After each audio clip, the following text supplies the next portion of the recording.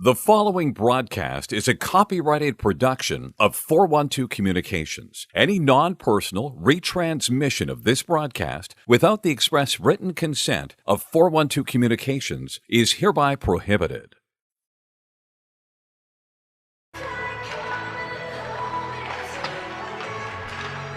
Hi friends, welcome back into the Nickel City Hockey Network's coverage of the Upstate New York Collegiate Hockey League Invitational Showcase at Elmira. Coverage presented by Buffalo Golf and Social, and this event brought to you by the Elmira Tea and Coffee House, just a block away from First Arena, where in our weekend finale, the Binghamton University Bearcats 9-1-1, runners-up in the CHF last year, take on the Fairfield University Stags and a high-flying Fairfield team it's been so far this weekend. James Witherite and Mackenzie Murphy standing by for the call of this upcoming game. And Mac, we've had a fun weekend here at Elmira and a great game just before us with St. Bonaventure preserving victory over Quinnipiac. They were up 6-3, then 6-6. They pulled away to win by an 8-6 tally in the end. Certainly an entertaining game to start us off today, and I'm hoping the second one is even better. And I think it has the expectations to be so, with Binghamton off a national championship game appearance, and then the Stags have been pretty red hot lately. So this is going to be an exciting one, and we're happy to bring it to the people watching. Fairfield yesterday victorious over Cornell by a pretty stout margin, led by 4 goals from Vincent Spaziante. Michael Pizzicelli with a goal and 2 assists. That line absolutely on fire. Binghamton 2-0-0 on the weekend so far. They defeated Farmingdale 5-3 yesterday. This will be my first look at the Bearcats this season, but last year at the Federation Cup in Westchester, Pennsylvania, they put together one hell of a showing. Yeah, they went on a nice run there at the end, and it was cool to see the support that they got too. I know their university was big on the success that the team had, and I think there was something about the president of the school was giving students the day off so they could watch that game. They declared a day off on Championship Wednesday. Yeah, it was awesome. And then not only that, but for Binghamton to come out recently and say that as a university they were looking into exploring men's ice hockey as an NCAA sport, I think it's got people's eyes on Binghamton, and hopefully they make another run to the Federation Cup this season. And as warm-ups come to their conclusion, we're going to take you inside the glass for opening introductions here in just a couple minutes for our Sunday finale from the main arena at First Arena in Elmira, New York, home of the UNYCHL Invitational, pitting teams from the UNYCHL and the Empire Collegiate Hockey Conference. Fans, once again, good afternoon, and welcome to First Arena in Elmira, New York. The Upstate New York Collegiate Hockey League and the Empire Collegiate Hockey Conference together present the Sunday finale in the UNYCHL Invitational at Elmira, pitting from the UNYCHL the Binghamton University Bearcats against, from the Empire Conference, the Fairfield University Stags. Let's meet today's starting lineups, beginning with the Binghamton University Bearcats. In goal, number 31, Adam Bloodgood. On defense, number 6, Ivan Bogak. And number 10, Nicholas Perry. At forward, number 18, Matt Usinski. Number 17, Christopher Simak. And number 44, Owen Roll. And now the starting 6 for the Fairfield University Stags. In goal, number 1, Eric Dillner. On defense, number 6, Zach Lee. And number 58, Chris Mangiacopre. At forward, number 11, Brendan Burke. Number 14, Brendan Cullen. And number 19, Ned Malalepsy. Fans, at this time, we ask that you please direct your attention to the American flag located behind the Fairfield goal as we honor the United States of America and those who defend this nation with the Star-Spangled Banner.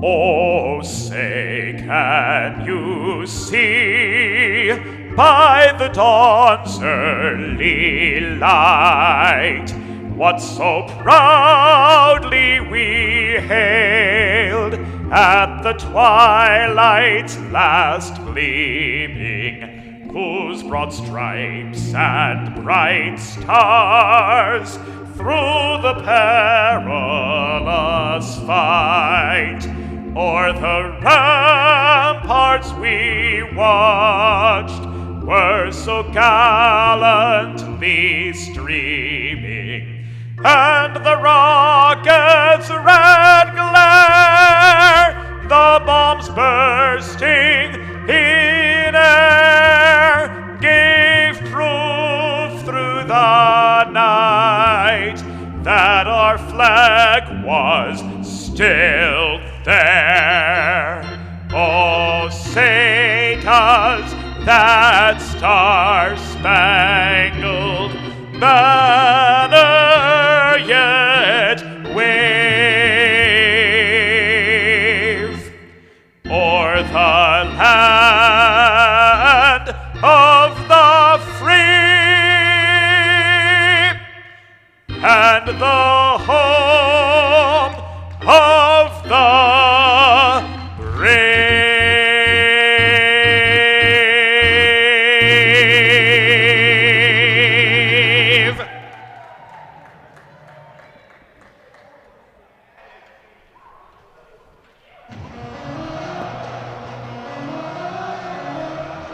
Pre-game formalities have concluded, Mackenzie Murphy, and we're ready to rock and roll for one more. Let's do it. The hometown of Mark Twain. Yeah, that was awesome driving in.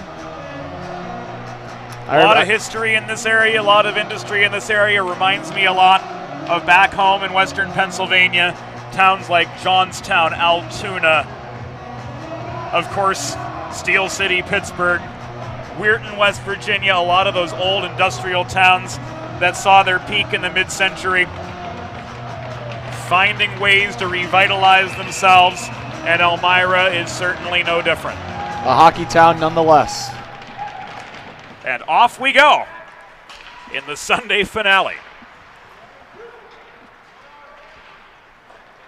Binghamton's Chris Simak sets up a D-to-D pass. Here comes Owen Roll up the middle, 2-on-2. Quick shot came from Usinski from the far half wall. It was blocked on its way in. Race for a loose puck directly below the goal. Centering feed, fanning on the one-timer was Usinski. This comes back to center, where Nick Perry rolls the puck in from red before heading off for a change. Zach Lee takes it the other way, and this will be carried on up the left wing boards by Brendan Cullen, clad in red for the Fairfield Stags. Sharp third red kits for Fairfield, moving from left to right in the first period. Binghamton in their white and black home sweaters, moving right to left in this first period. We've got Fairfield listed as the home team on the scoreboard, but the teams lined up in the opposite benches, so it looks like Binghamton, being the UNYCHL squad, will get last change here in this Sunday finale. No icing as this puck is cleared, chased down by Justin Grew behind the goal off his backhand. He brings the puck up the near side. The left-handed shot, Grew working the near boards with his body between the puck and the net, with limited options there, and this will come back an icing with 80 seconds gone in the first period. First stoppage of play. I think both teams feeling each other out at this point. Binghamton controlling the puck a little bit more than Fairfield on the first shift here, but just feeling each other out at this point. I think we're going to have an exciting game of hockey here, and they're getting ready for it.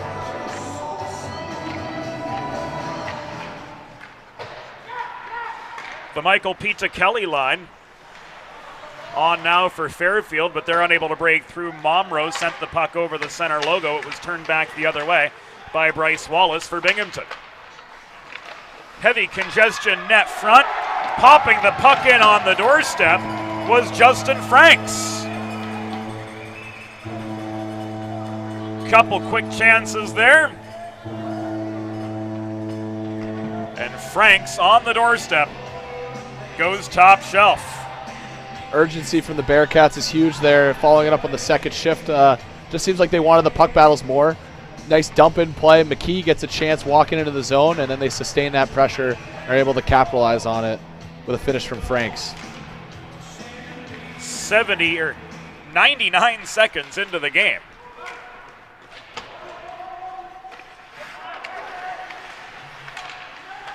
Binghamton draws first blood. We apologize, we didn't get you the replay on that Franks goal,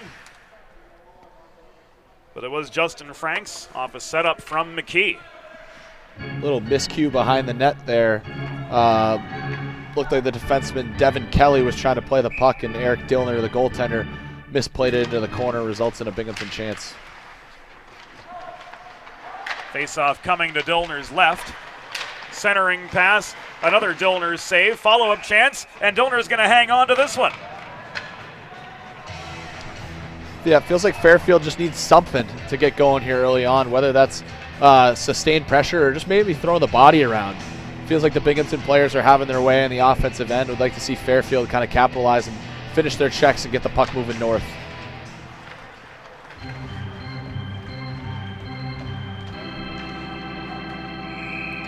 Binghamton goal scored by number 13, Justin Franks. Assisted by number 11, Thomas McKee. Time of the goal, 1 minute 39 seconds. In the first period, Franks from McKee at 1:39.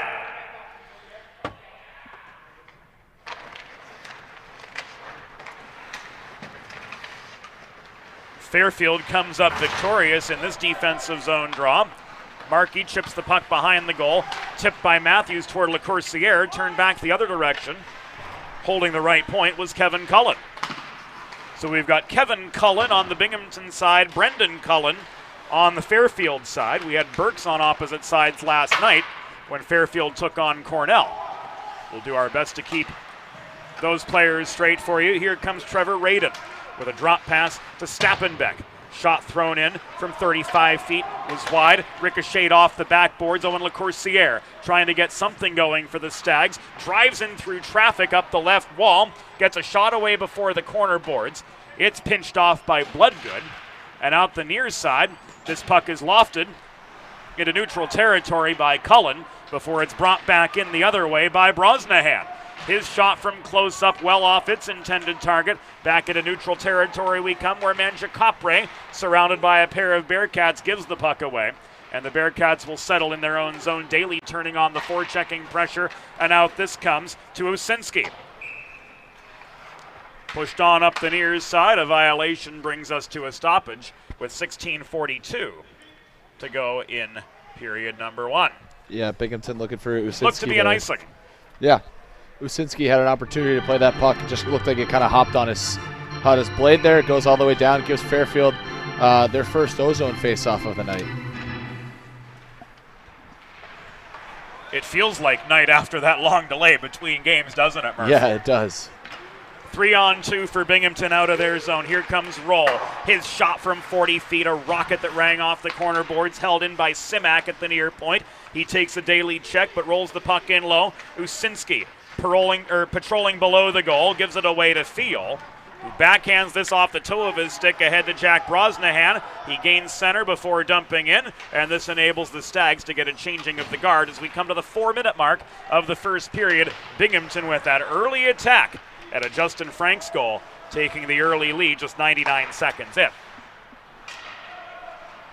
Kidd reaches for the puck, can't bring it down, just inside the Binghamton blue line.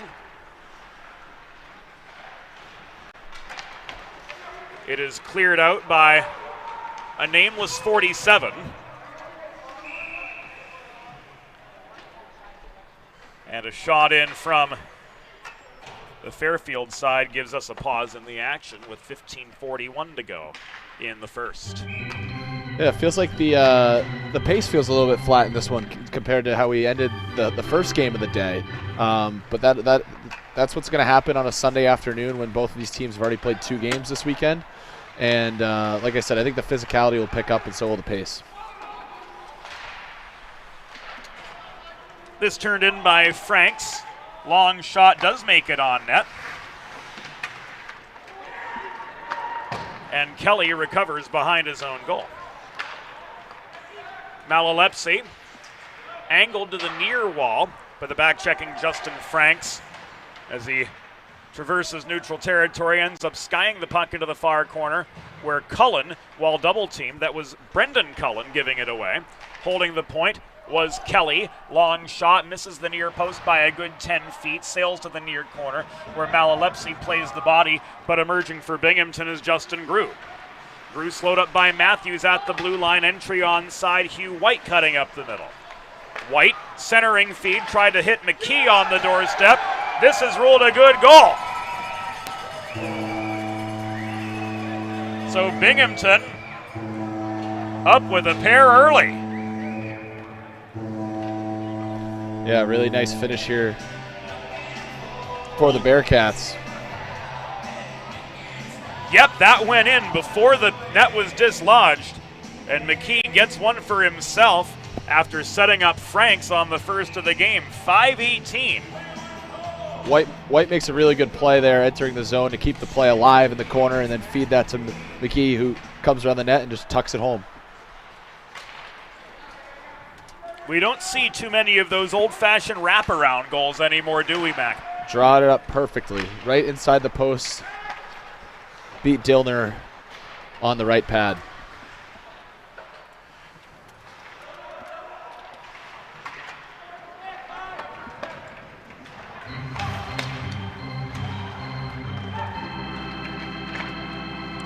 Binghamton University goal, scored by number 11, Thomas McKee. assisted by number 15, Hugh White, and number 25, Justin Brew. Time of the goal, 5 minutes, 18 seconds in the first period. McKee from White and Brew at 5:18.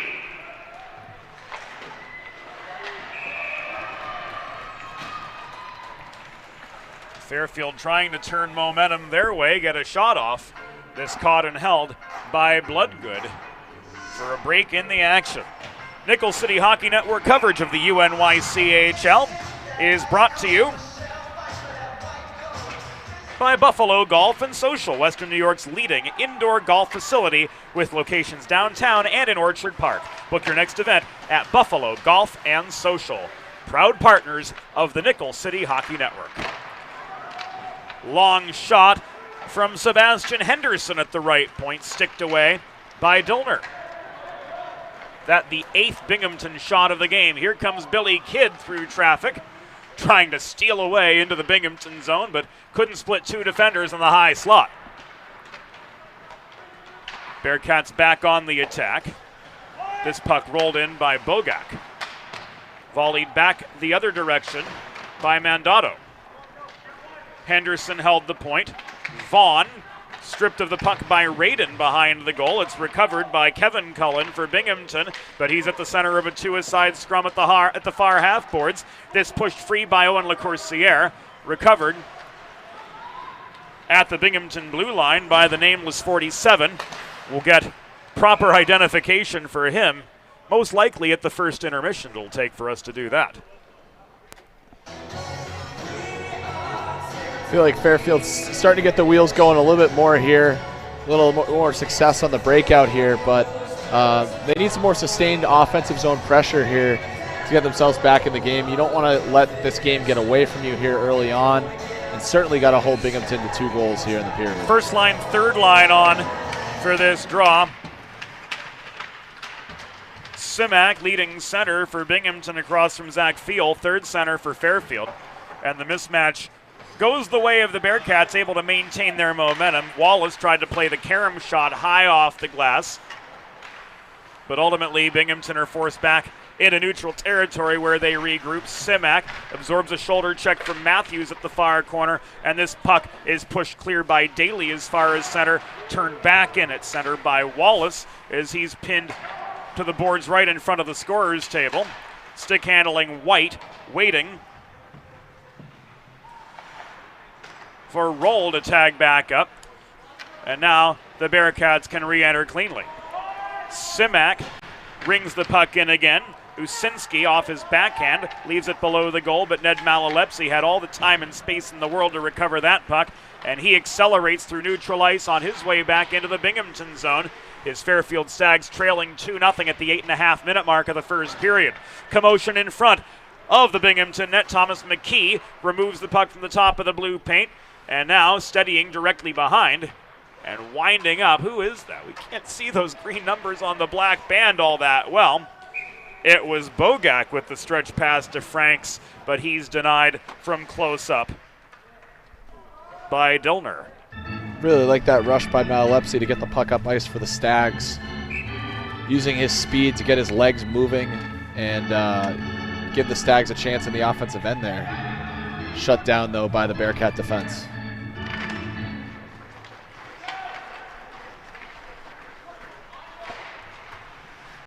Bearcats have been dominating all 3 zones so far, outshooting Fairfield 8-2, which is uncharacteristic of the Stags, a high-flying team they tend to be.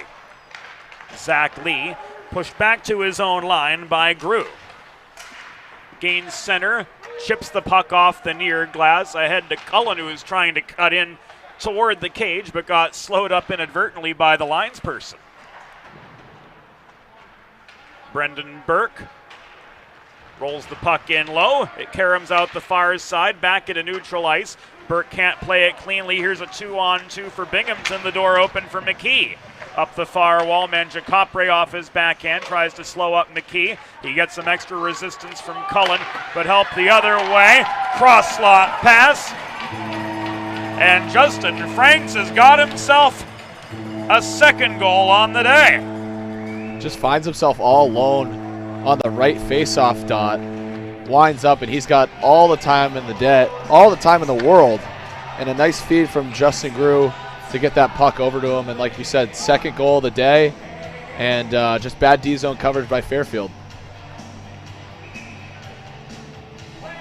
So a 3-0 score. And we're not even to the halfway point.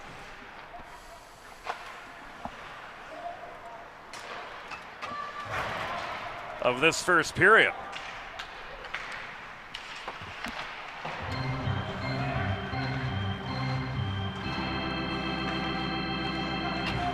Binghamton goal, his second of the game. Scored by number 13, Justin Franks. Assisted by number 25, Justin Grew. And number 11, Thomas McKee. Time of the goal, 9 minutes, 37 seconds in the first period. Frank's second from Grew and McKee at 9:37. And the first power play of the day coming up for the Bearcats. Not that they need the help at this point, but for Fairfield, you're looking for opportunities to build momentum, and a huge penalty kill would do just that for them. And these next 2 minutes are going to be crucial. Peter Kelly was ruled off for interference. We had a bit of a collision behind the net, which ultimately dislodged the cage. But Eric Dillner has struggled to find a rhythm here today after a solid outing yesterday. 9 shots, he's only saved 6 of them. Sometimes that happens on weekends like this when you're playing a lot of games in a short amount of time. Fairfield penalty was assessed to number 97, Michael Peter Kelly. 2 minutes for interference. Time of the penalty, 10 minutes, 5 seconds in the first period. Peter Kelly, 2 for interference at 10:05. There, Dillner bobbles the puck after making the initial save, but he catches it on the way down to ensure a stoppage with 9:01 to go here in period number 1. Trying to keep this Binghamton lead just at 3 and enable his Stags to be able to build some momentum on the other side of the PK.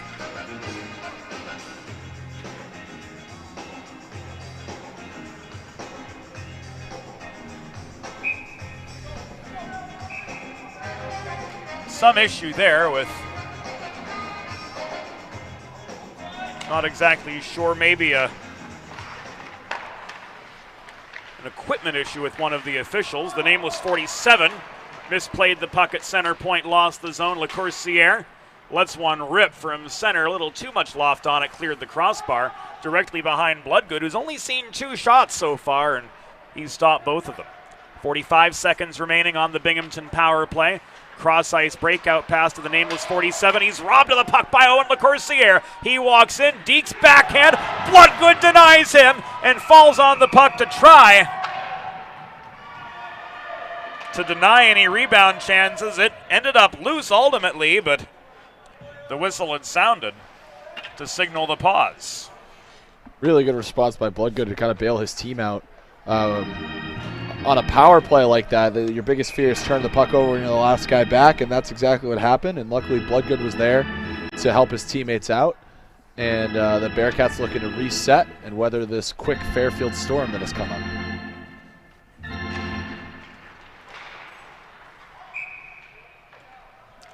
Looks like Fairfield just lost themselves the zone. Or did they? I'm feeling this should come outside. It looks like that's what the official is telling the lines person.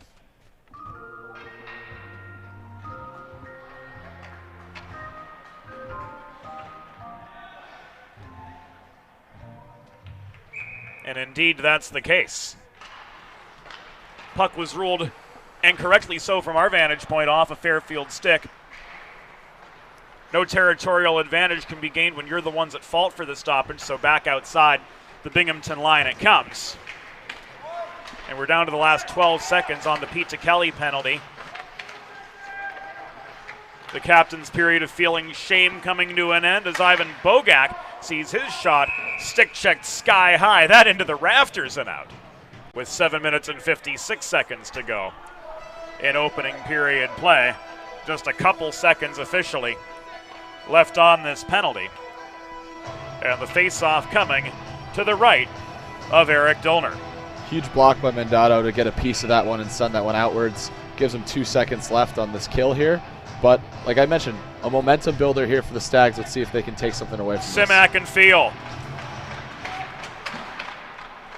Penalties killed off. Pete Kelly joins directly. Thought about it anyway. Now he hustles off to the bench. And coming in to take his place is Brosnahan. Here's Zach Lee. Gaining center, floating the puck beyond the reach of the other 6, Ivan Bogak.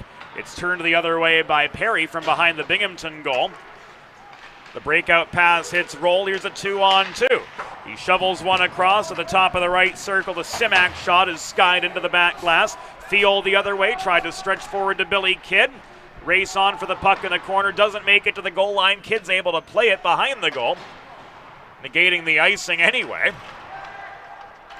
Simak, under a heavy forechecking hassle, did work the puck ahead to Roll, but it was taken away by Daly walking back in. Daly in a 1-on-3, drops it back to Kidd behind a congested slot, but he gives this one away. And up come the Bearcats again. Trevor Radin swats the puck in from the line. Vaughn plays the body on him. The referee nearly took a stick to the shoulder. Got out of the way just in time there, Mac.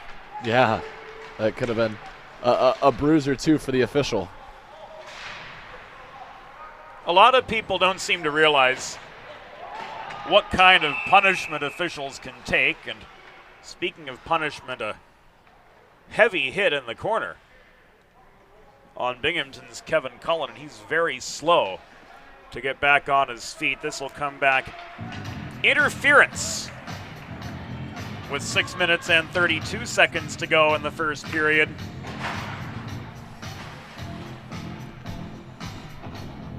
And Binghamton now with another power play opportunity to try to extend their lead further.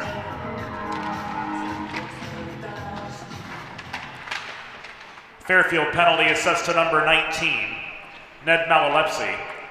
2 minutes for interference. Time of the penalty, 13 minutes, 28 seconds in the first period.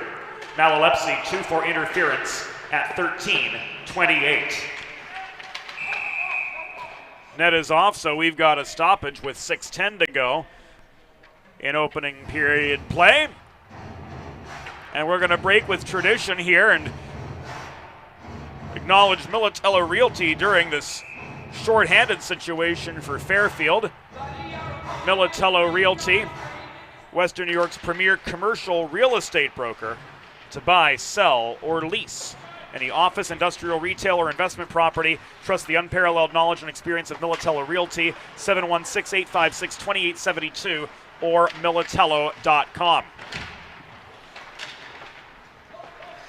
The nameless 47 leaves the puck to the near half wall in McKendry. Back high it goes in the zone. To McKee. Back to McKendry. Down low to Dorovich. Reaching in, Matthews steals the puck from him. About to pounce was Grew. Matthews holding his ground now at the center of a two-a-side battle. McKee steps up at the point, slams the puck off the near half wall, and deeper into the Fairfield zone. The Bearcats grind away.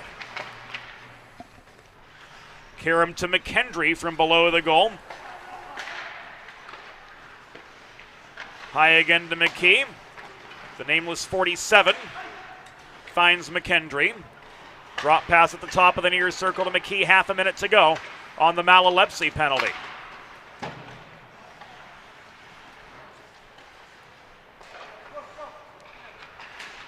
Fairfield dropping 3 guys inside the dots, trying to create commotion net front and minimize those centering passes.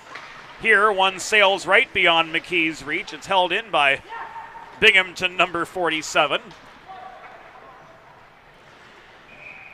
We hate having no option, but to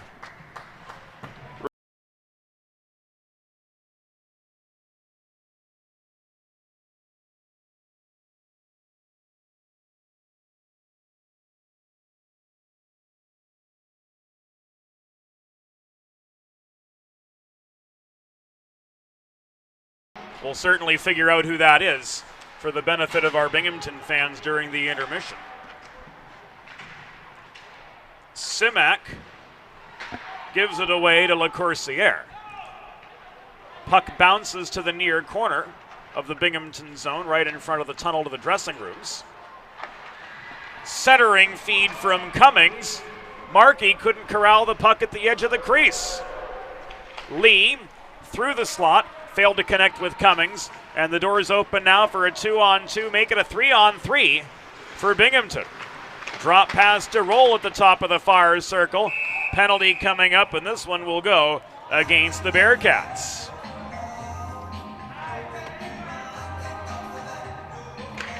Offensive zone penalties are the worst ones to take. Especially with a 3-goal lead here. If you're Binghamton, you can kind of sit back and play this safe. You don't need to take a penalty like that behind the play. And Fairfield looking to capitalize and stop the bleeding here with a goal of their own. Roll heading off for tripping. A quick shot off the draw. Bloodgood holds his ground there. Here he makes a glove save.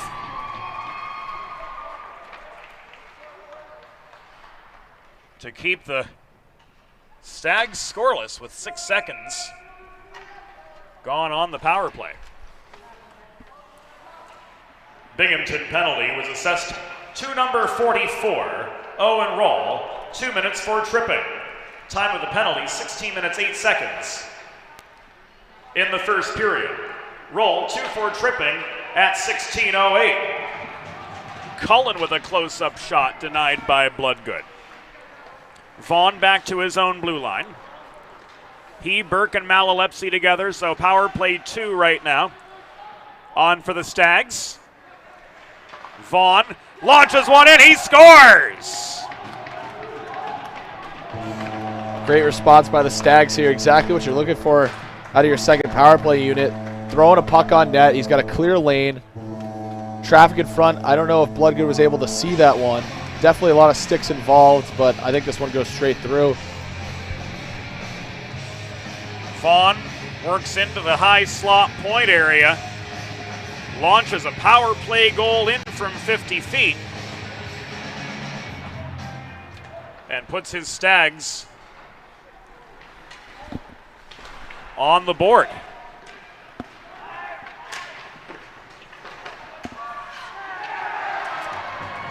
And another one the other way.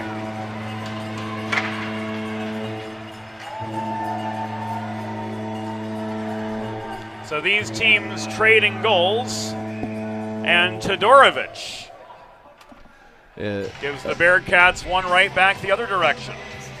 In a period where nothing has gone right for Fairfield, they finally get a break here, and I think Dillner's going to want this one back. We talked about it earlier. Goalies have the ability to control the pace of the play here. And I think if they could just get a cover there and settle things down, it would have been beneficial. But they got to respond here in the final couple minutes of the first. So 2 goals in rapid-fire succession. The Stags and the Bearcats trade tallies 15 seconds apart.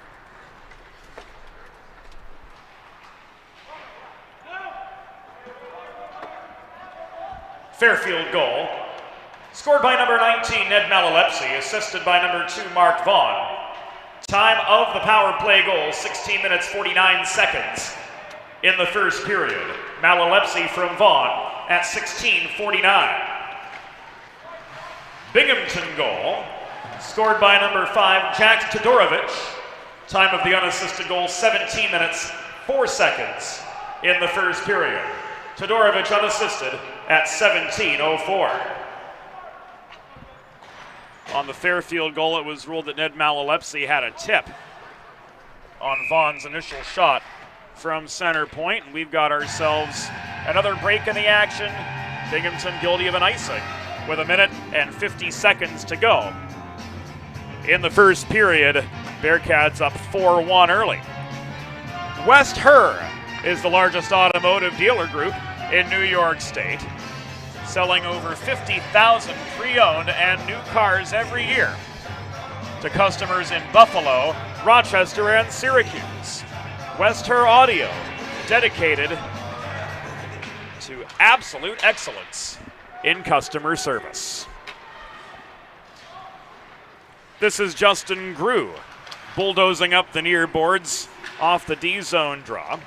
Zach Lee offering resistance, angled him to the corner. Franks can't backhand the puck into the slot. This is covered up by Dillner for a pause in the action. Not a shot on goal, though. Yeah, he opts to just cover that one up and reset things for his Fairfield teammates. If you're Fairfield, you're just trying to get out of this period. 4-1, not the space you would want to be in, but you can go between the periods and regroup. I have to wonder, too, how badly Fairfield's pregame routine was troubled by the fact they couldn't get into their dressing room until well after the expected time. This shot unabated off the stick of Bogak into the back netting. Not only that, but Fairfield, with the delay getting dressed because of the locker room situation, but also you're playing on a Sunday afternoon and you've already played on Friday and Saturday. You're putting on wet gear. It's probably pretty cold from last night. And to have to rush to do that certainly could be why they're off to a slow start.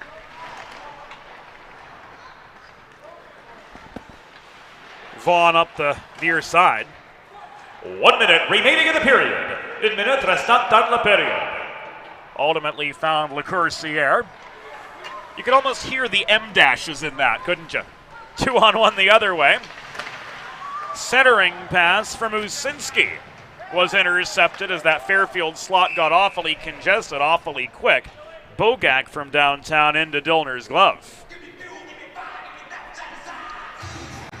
Yeah, the Bearcats have a lot to be proud of in this first period. I know we're talking about the lackluster start by Fairfield, but the sustained offensive pressure has really helped with Binghamton's play on the offensive end here and put them at 3 goals ahead here. And their response after letting Fairfield score on the power play shows, what this team is all about and why they have such a good record.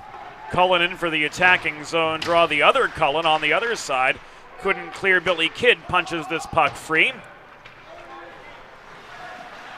Vaughn recovers, wobbles one, attempted cross ice. A couple shots in close. Commotion net front, where is it? Dillner ultimately with the last word after Stappenbeck tried to jam a couple shots in, and there was one before that too. Absolute mayhem in front of the Fairfield goal. I'm surprised by the lack of physicality in that pile. I would have thought we would see more guys in red jerseys pushing away guys in white jerseys. But, kind of hungry hippo style. Everyone's just whacking at it, hoping that puck goes in the direction they want it to go. That's a visual I haven't heard in a long time back. No icing the other way. What's ruled a late hit by Fairfield with 5 seconds to go, and Cullen is going to take a seat, apparently for interference.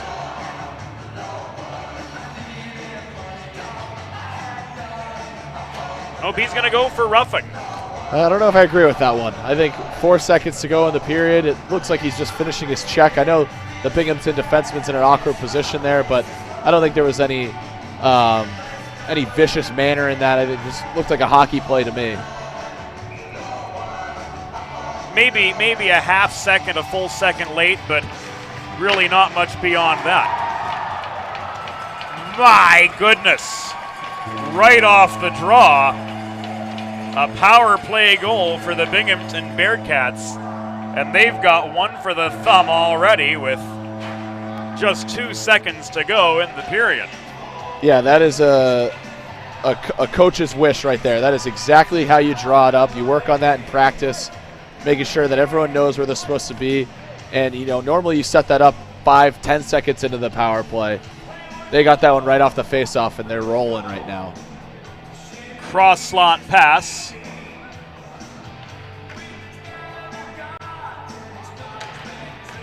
And the Bearcats have just been in absolute beast mode to wrap up the first period. The score through one period. Binghamton University Bearcats 5, Fairfield University Stags 1. We'll take a break on the Nickel City Hockey Network. We'll be back after the first intermission.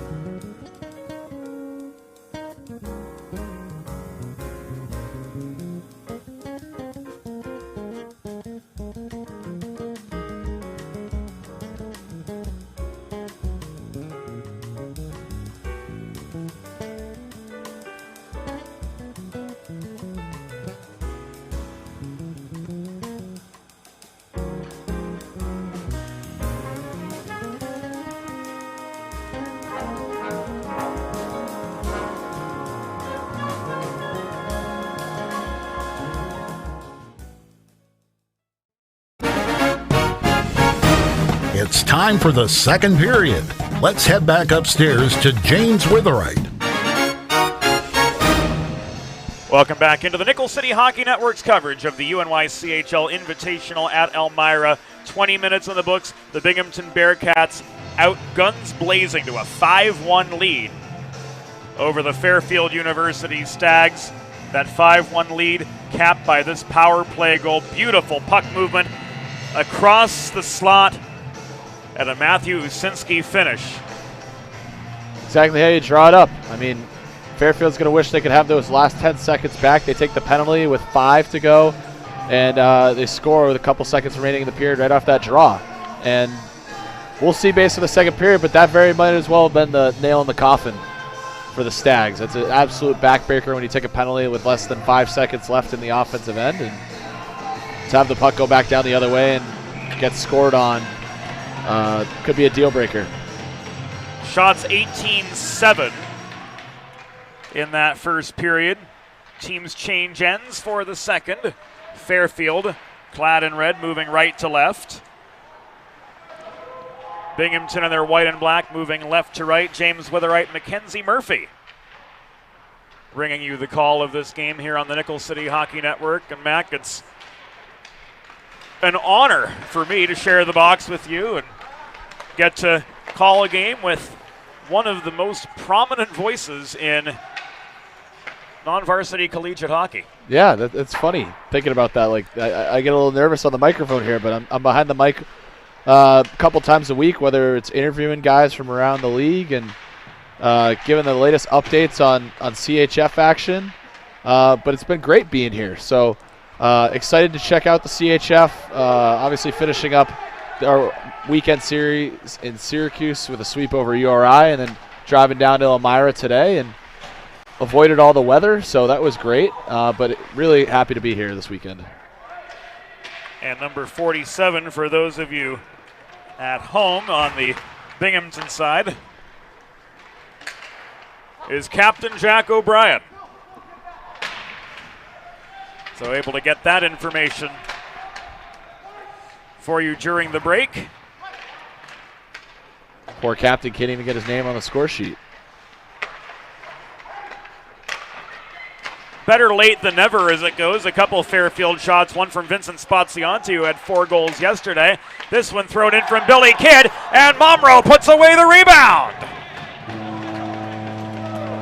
That's the start Fairfield's looking for. I mean, you can tell by the body language after that goal that these guys are fired up, and they're looking to swing the momentum in their direction here in the second period. That is exactly what the Stags needed. Worked high to Kidd from the point. On the doorstep, Connor Momro puts away the rebound. Momro just sticks with it. I mean, he earned that piece of real estate on the edge of the crease, and he just battled the puck off the pad and buried it into the back of the net. Beautiful feed by Kidd from the point. And now a 5-2 hockey game.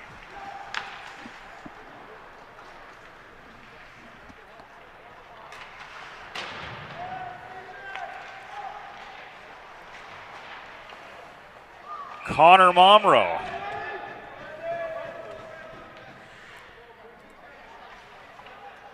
Bringing Fairfield back within 3.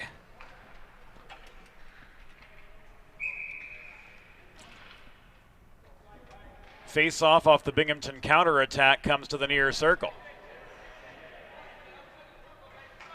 Mandato back in across from Thomas McKee. D-zone draw won by the Stags. And play now pushed into the neutral zone.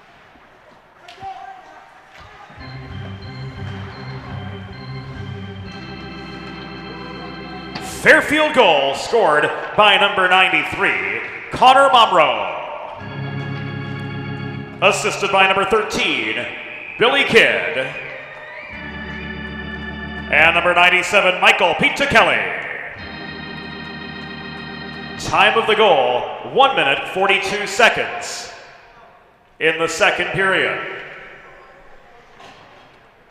Momrow from Kidd and Pete Kelly at 1:42.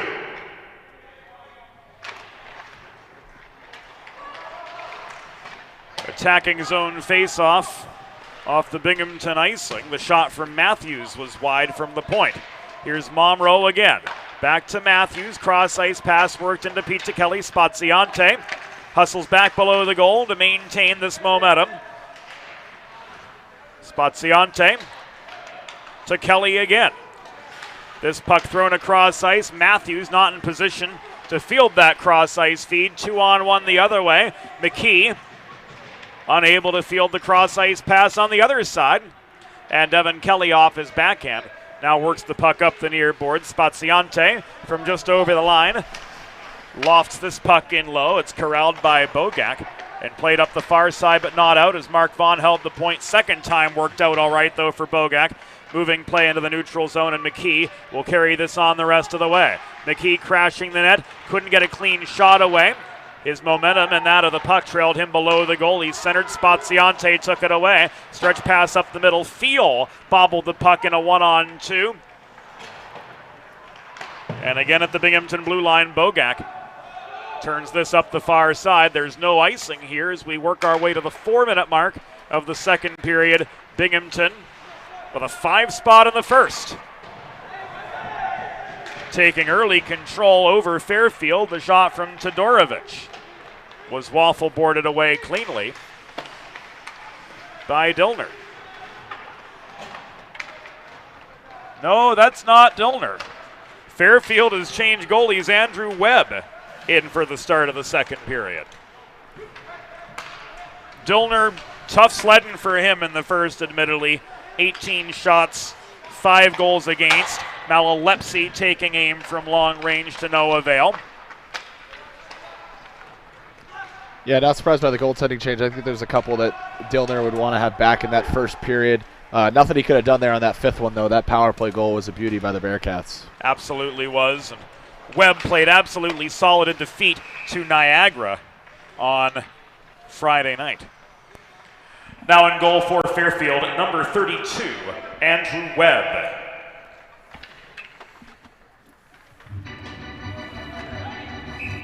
Fairfield with some sustained pressure for the first time all day.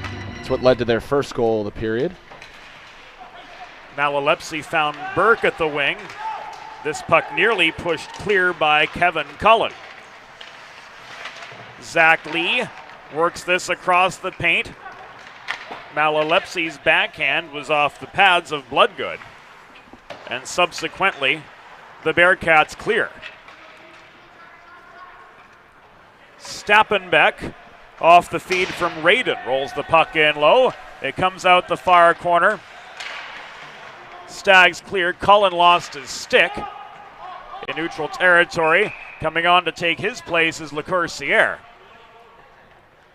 And play is halted.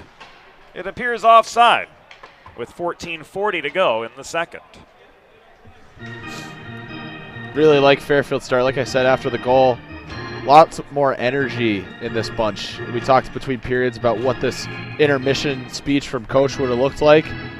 Whatever it was, the boys seemed to be a little bit fired up, and they got nothing to play for at the end of the day. Here they're going into Thanksgiving break and leave it all out there. They've got a couple weeks off after this game, and they certainly want to head to the break on a strong note. Binghamton making it an awfully tough task, though, so far. Roll couldn't run the gauntlet behind the Fairfield goal. This puck is chipped up the far side by LaCourciere, held in by Sebastian Henderson, wearing 8 on the other side. This glove down by O'Brien at the point. Spaziante pushes him into neutral territory. Markey launches the puck in from beyond the blue line off the corner board's far side. Henderson recovers to O'Brien. Across now to Simak up the right wing boards. Drop pass to Roll. Centering effort taken away. LaCourciere back the other direction. Kelly 3-on-3. Kelly's shot into the glove of Bloodgood for a pause in the action with 13:40 to go in second period play.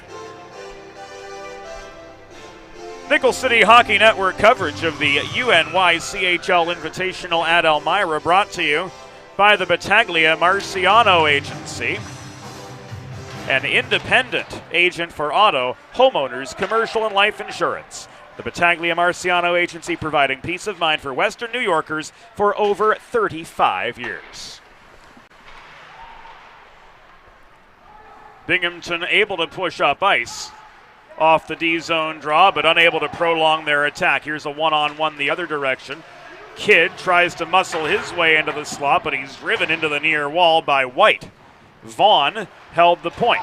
Vaughn steps up again, tries to feed one to Momro waiting in the low slot, but he was outmanned at the top of the paint, and that shot, which ultimately turned into a failed pass, was wide of the near post. Vaughn caroms this to the far side, where Spaziante leaves it back to Pete Kelly. Long-range shot from him at the point was intercepted. Breakaway coming the other direction. Shot from Grew was denied by Webb, stepping up to the top of the crease. 12.5 minutes to go in the second period. Binghamton getting the shots in here in the second frame, but Andrew Webb standing tall thus far. He's 4 for 4 in the save department. Right, that one felt like his first real test of the period. Fairfield doing a really good job of limiting the high-quality chances from Binghamton here in the second frame. As long as Webb can see what's coming to him, he's been rock solid. Seeing him in defeat Friday against Niagara, he played terrific hockey.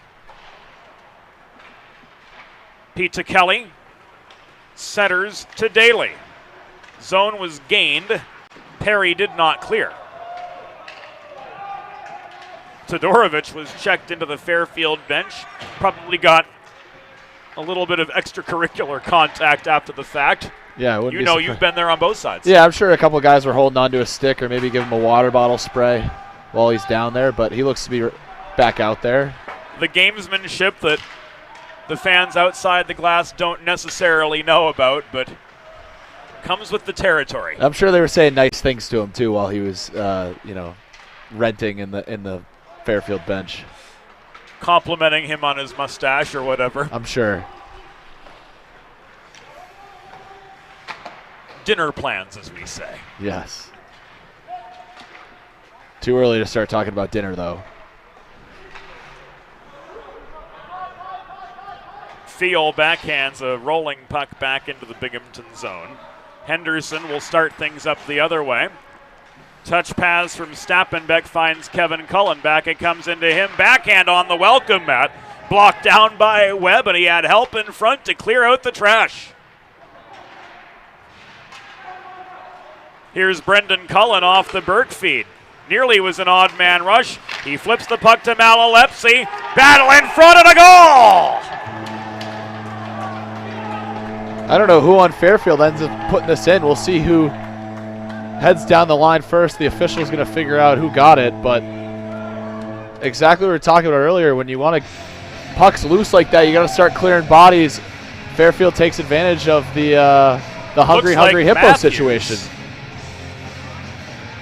Are they going to give that to Matthews, or it looked like Kelly and Burke were the ones right there? Goodblood just had nothing helping him out there. Practically being pushed into the net. He was holding on to that goal line for dear life, and the puck just squeezes through. And that's one of those cases where if the puck goes in first, as it did,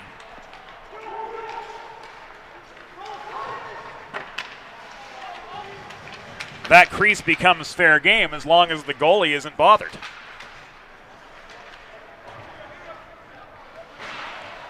All of these nuances of the rules that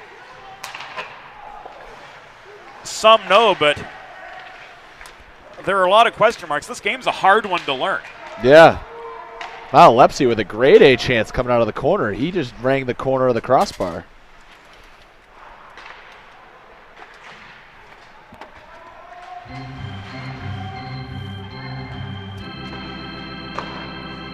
Fairfield goal, scored by number 3, Devin Kelly.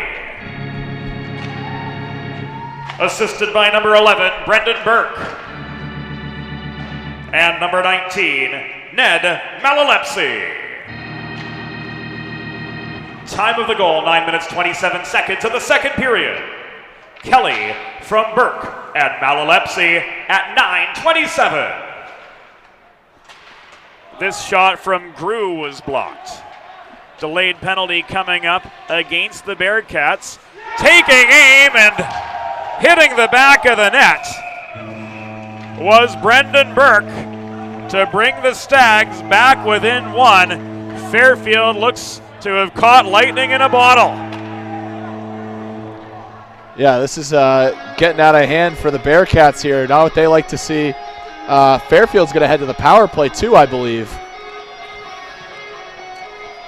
They are, as Grew gets called for tripping, 10:52. What a shot by Burke, into the period. So insult to injury.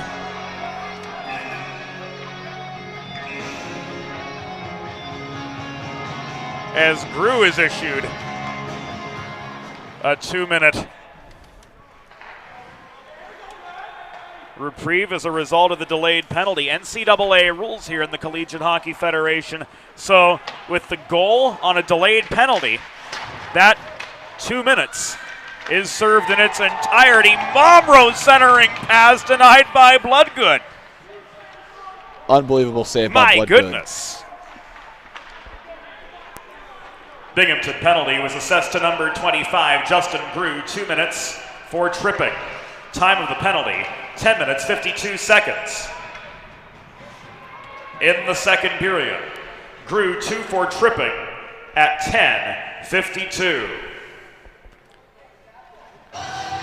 Waiting on that last goal.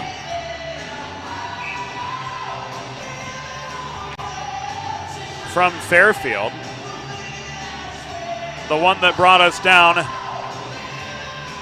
from a 4-goal Binghamton lead all the way to 1. Meanwhile, Mark Vaughn flips the puck to Pete Kelly across to Momro. In low, Kidd. Vaughn again steps up, looking for a shot. He got one through. Bloodgood, while screened, able to see enough of it for a pause.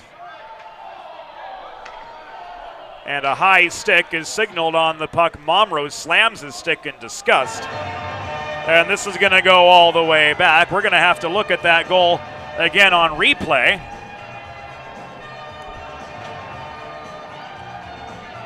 To try to piece together, there was the trip.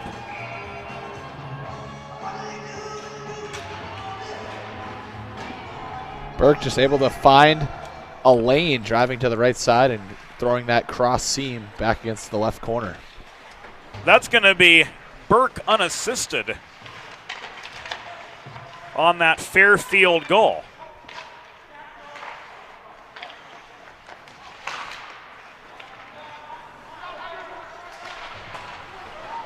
And we'll check the tape again during the intermission to see if there were any assists we didn't quite catch. But whatever the case may be, it's a one-goal game now, thanks to a rejuvenated Fairfield side.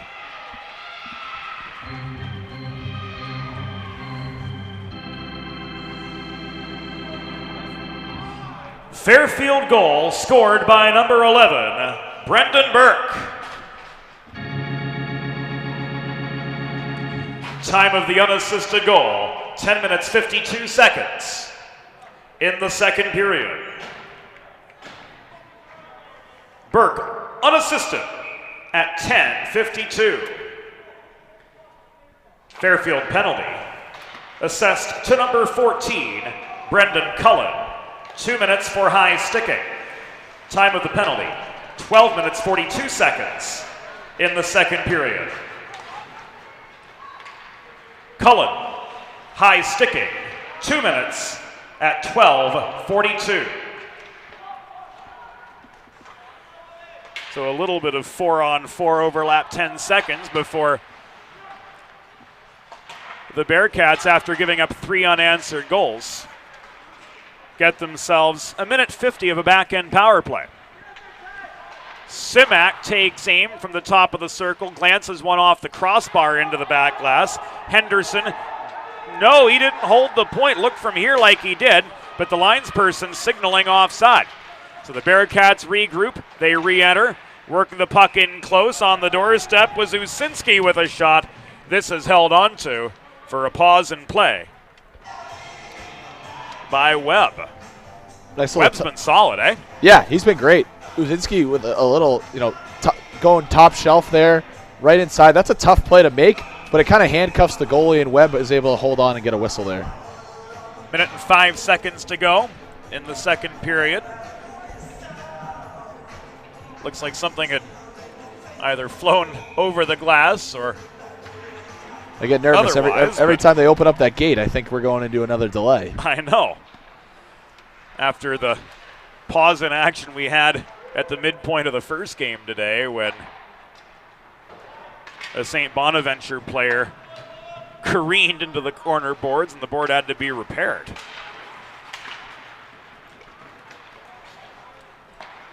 McKendry flips the puck across to Grew. Grew works the perimeter of the zone, stops at the near corner, leaves it to Todorovic. Around to McKendry. O'Brien quarterbacking this power play. The shot from the half wall was deflected behind the net. This pushed free, nearly so, by Mandato. Owen LaCourciere recovers. Pair of bottom six forwards driving play as far as the Binghamton blue line, where Jack O'Brien recovers. 5.5 to go. Cullen awaits his re-entry. The shot from McKee popped up in the atmosphere by Webb, but the rebound is good. So momentum back in favor of the Bearcats, and a power play will do that for you, and they're able to capitalize on this. This puck is bouncing all over the place behind the net. Webb doesn't really get control of it at all, and it keeps the play alive, and Binghamton's able to bury it. Looked like Todorovic from our vantage point here. Off the heavy lifting from McKee at 14:41. And we've now got a 6-4 hockey game as the Bearcats extend their lead back to 2.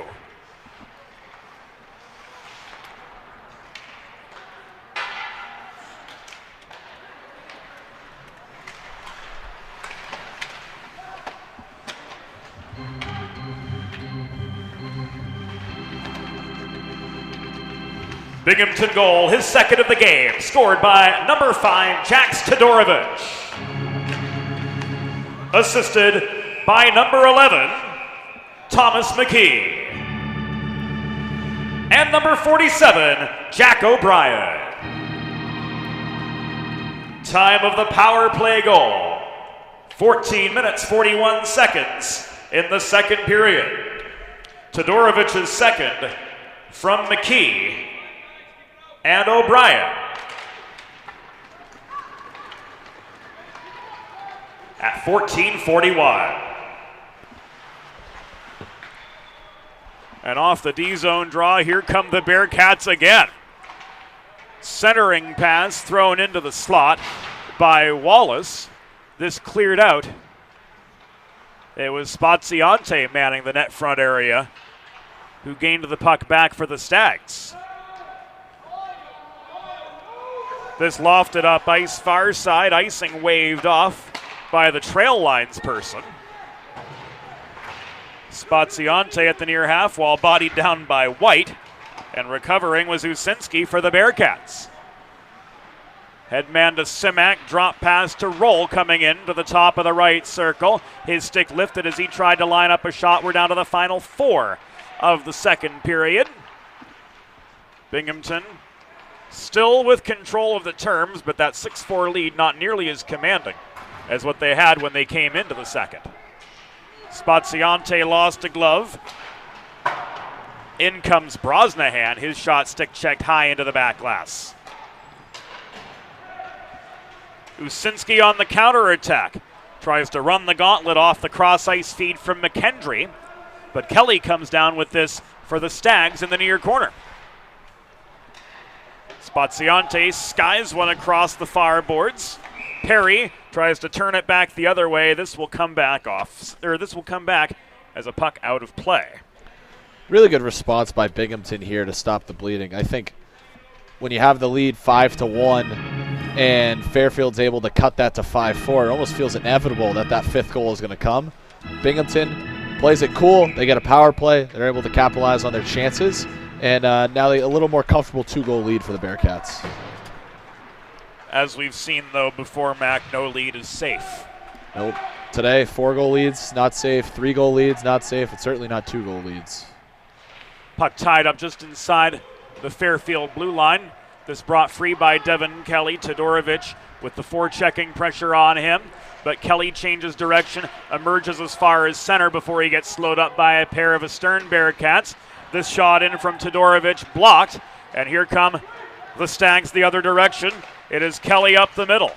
He tries to run right through the slot, but gets slowed up in the train tracks by Perry. McKendry the other direction. Stick handles nearly to center before advancing the puck to Todorovic. He gets it back, McKendry does, but his momentum carries him to the near half wall. Perry holding the point, works it in to the corner. Taken away by Ned Malalepsi after Hayden Sutter bobbled the puck momentarily. 2:15 to go in the second period. Binghamton with a 6-4 advantage over the Fairfield University Stags here from First Arena in Elmira, New York. McKee found Franks across ice. They combined for 2 goals in the first period. Here they're unable to connect. McKee double-teamed. Stripped of the puck at the dot by the back-checking Burke. Mandato plays this puck off the far glass. It's volleyed back by O'Brien at center as we enter the final 100 seconds of the second period. Binghamton looking to pad a 6-4 lead before they head to the dressing room. Fairfield, well, they've got to be absolutely thrilled by their second period here, Mac. Yeah, they look a little gassed as this period comes to a close, but rightfully so. I mean, they exhausted so much energy in those first 10 minutes, and that was crucial for them to get back into this hockey game. The question is, can they keep it up heading into the third period? We're 70 seconds away from the intermission. Vaughn's breakout pass was blocked away by McKee. LeCourcier gets this one to Mandato across center. 1 minute remaining in the period. Une minute restant dans la période. LeCourcier with a near steal in the slot. Couldn't feed to Kidd higher up. Here come the Bearcats led by Usinski, the recipient of that botched pass. He's driven by Vaughn into the near corner. Centering feed sails beyond Simak's reach. Back beyond center this goes, where Henderson won the race of the eights over LeCourcier. Breakout foiled by Spaziante, 2-on-2.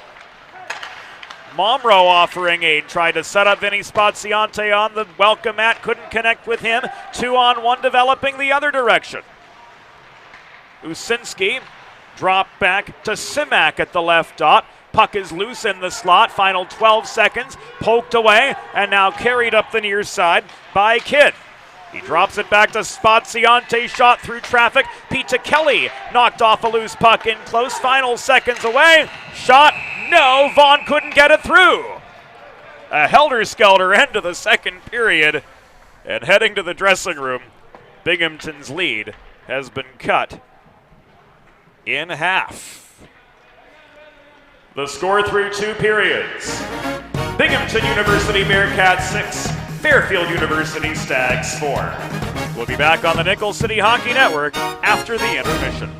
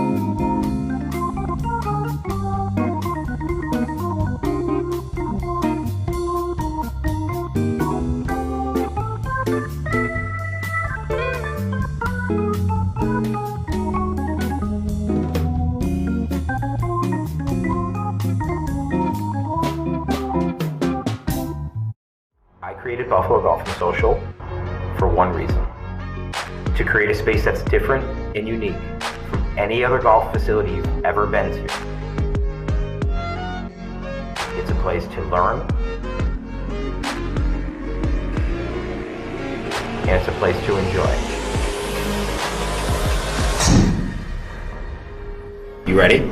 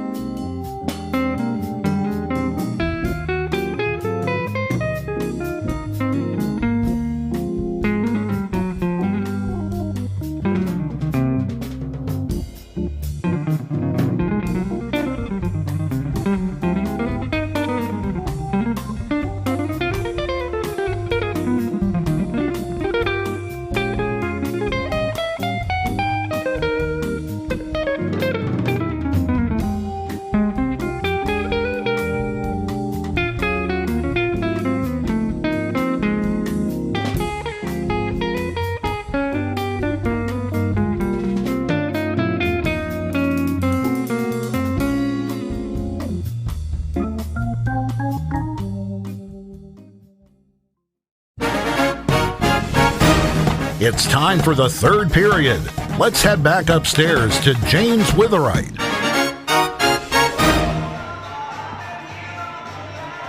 Norm Borg, thank you so much for that beautiful lead-in. Nickel City Hockey Network coverage of the UNYCHL Invitational at Elmira. Brought to you this weekend by the Elmira Tea and Coffee House, located just 1 block away from where we stand at First Arena at 100 West Water Street. Great coffee, great cause. Happy to have partnered with them all weekend long. Of course, our coverage all season long of the UNYCHL brought to you by Buffalo Golf and Social. Third period about to get underway. James Witherite, Mackenzie Murphy on hand atop the stands here at First Arena, and so far, Mac, it's really been a tale of 2 periods in this game. Yeah, it's going to make for an exciting third. Based on what we've seen so far, I think Fairfield's got another gear, and we're hoping to see that. Well, they won that second period 3-1, so plenty of reason for optimism there as Cam Daly gets a shot away from up close, but Bloodgood stays with him. Bogak with space behind the net. Saw his intended breakout pass to Perry. Skitter to a halt. Some fresh water on the ice, and Markey, after the field pickpocket, tried to jam a puck in close. Yeah, hoping that Fairfield gets some sustained pressure here. They really can't afford to give up another goal here. I think spotting the Bearcats 5 in the first period was definitely enough. But if you're Binghamton, you got to make smart plays in your D zone. Even if there's water on the ice, puck's got to get to the wall here and get pucks out so you can survive the attack from Fairfield early on here in the period. Cummings again steals the puck at the right point after being overpowered in the faceoff. O'Brien chips this one off the far glass out as far as the Fairfield blue line. Vaughn volleys it back across neutral territory. Kidd fans on the puck. McKee turns up the forechecking heat. Vaughn to Kidd. Ahead it goes to Owen LaCourciere. His shot from the top of the left circle blocked. He gets his own rebound. Commotion in front, and putting it away was Cummings. Yeah, it appeared Bloodgood almost had that in his glove, but hacking away at it were the Stags, and they were able to capitalize on it. just the kind of start Fairfield was hoping for here in the third period. Puck's on net, and you got to crash hard, and that's exactly what they did there on the goal. Cummings from Le Coursier.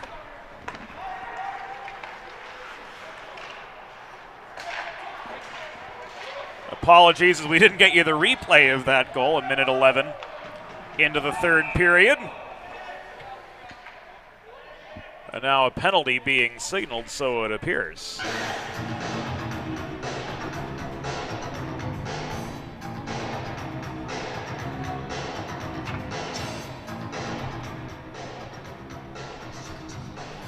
Is it a penalty? No, it was a puck out of play that went into the stands and looked like it got a spectator in the cheek.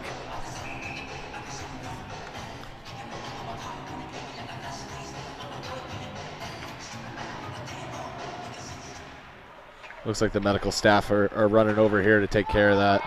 Excellent. You never like to see that, but again, this first arena staff for a skeleton crew, they do a heck of a job. They really do.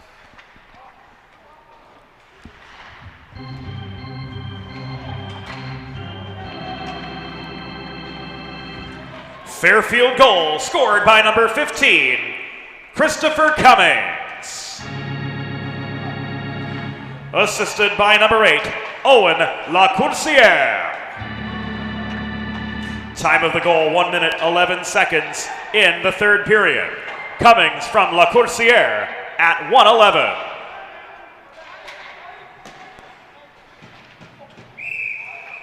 And an icing will open the door for Fairfield to have a shot at the equalizer. Yes, still pools of water here in the Fairfield zone. Bearcats haven't had much offensive pressure here in the early parts of the third period. Fairfield really pouring it on the Bearcats. Big guns on for the draw for the Stags. Vinny Spaziante in to take the draw, but that top line really hasn't been heard from aside from the Connor Momro goal to start the second period. Spaziante had 4 yesterday, it's worth noting. Matthews to Momro looking for number 2. Shot was blocked. Kelly misplayed the puck at center point, and Matthews is sent back into his own zone to recover. Stretch ahead to Momro, tipped on the good side of center back into the Binghamton end. Peter Kelly tried to disrupt the volley back from Bogak. Kevin Cullen works the near corner. Kelly lazily surrounds him. Now Stappenbeck at the far corner. Stripped of the puck by a Matthews backhand. Matthews with a little bit more space this time. Rolls it low to the near corner. And Devin Kelly, who dodges a check from Radin. Here's Mike Pita Kelly up the right wing boards. He tries to split the wickets after crossing through the slot, but his shot from 35 feet is blocked to the far corner by Perry. Spaziante pinned to the backboards by Bogak. Momro trying to sweep in and offer aid, but protecting the puck and emerging is Ivan Bogak. Headman up the near side to McKee. Rather, that's to Radin. Drop pass and a shot from Kevin Cullen. Held on to by Webb for a break in the action with 16:23 to go in regulation. Binghamton once up by 4. Now with a tenuous 1-goal advantage. Sure, Radin gets a little cross check after the play for his cause, crashing hard to the net on Webb. Ultimately no effect on the play, and all will go on without further intervention. Kidd won the puck battle from Simak in the near corner. Daly throws one in up the middle. Long shot sticked aside by Bloodgood to the far corner. 2-on-1 the other way. Usinski, backhand. Webb makes the save and barrels into the net behind. He's going to be ruled the beneficiary of a drawn penalty as a check from behind is called against the Fairfield Stags.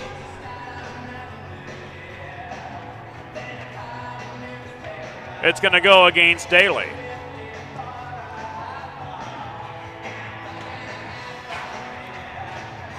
This 4:12 into the third period. Rarely see the checking from behind penalties called in that area of the ice. Usually it's up against the wall when a player's in a vulnerable position. The Bearcat forward is just driving to the net, and the Stags are going to have to kill off this penalty. Fairfield penalty assessed to number 10, Cameron Daly. 2 minutes for checking from behind. Time of the penalty, 4 minutes, 12 seconds. In the third period, Daly 2 for checking from behind at 4:12. Please reset the game clock to 15 minutes, 34 seconds. 15:34, and please reset the penalty clock to 1 minute, 46 seconds.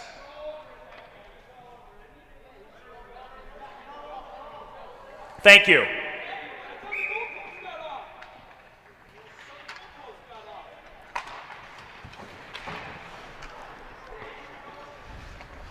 When you've got video replay, you can time these things pretty well. Yes, yes. And I'm sure the Bearcats will appreciate the time on the power play. little known fact, in addition to broadcast, here up in the perch we serve in an auxiliary off-ice official role, assisting with making sure goals and assists are credited properly. And here the Bearcats kick the convert. It was McKendry on the doorstep. They're waving it off. We got goalie interference here. This is not gonna go. So we'll see what the ruling is here, but goalie interference, so there's no goal. There is no goal.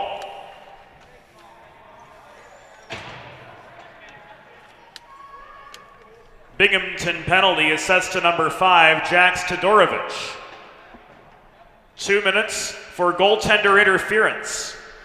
Time of the penalty, 5 minutes, 1 second in the third period. Todorovich, 2 for goalie interference at 5:01. We're going to take another look at what we just saw. I don't know about that. I don't one. know. Felt like Todorovich was really pushed in by a Fairfield player, and I don't really know if there was that much contact. I don't know either, honestly.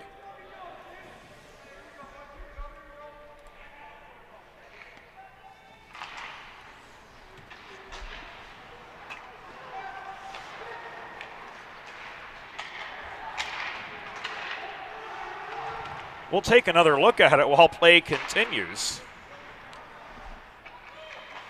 And we're going to slow this down to half speed.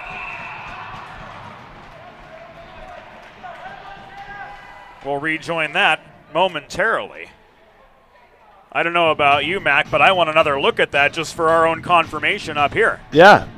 In the meantime, though, another Bearcat to the box. It'll give the Stags the rare 4-on-3 power play. So rare that you've mentioned it twice in the same day. 45 seconds of the 4-on-3. We'll see how Fairfield plays this one. Binghamton penalty was assessed to number 8, Sebastian Henderson. 2 minutes for tripping. Time of the penalty, 5 minutes, 26 seconds. In the third period, Henderson 2 for tripping at 5:26. That skied over the crossbar. We're going to give you the inset here.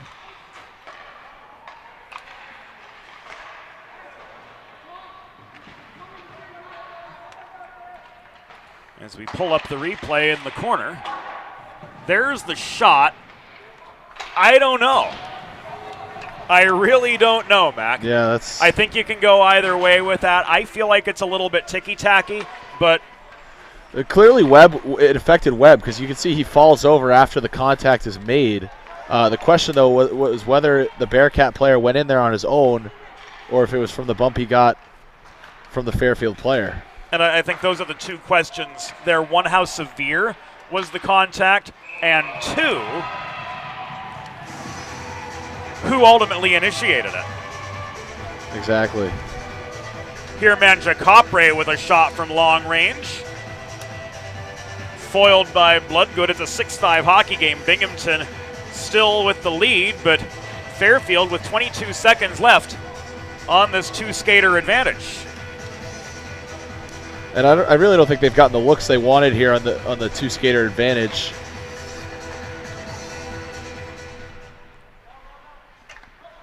Definitely not. They're not really generating those close-up chances. You're looking for the ugly goal on power plays a lot of the time. And there's one right there off the rebound from a Burke chance.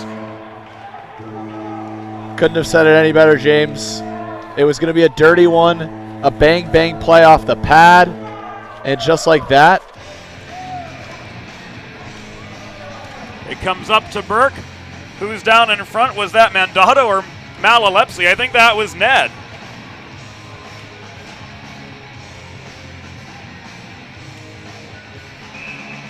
Tying this game up. It felt inevitable, you know, when the Stags came out in that second period. For Fairfield. Power play goal for the Stags, and we are all knotted up, 6-6.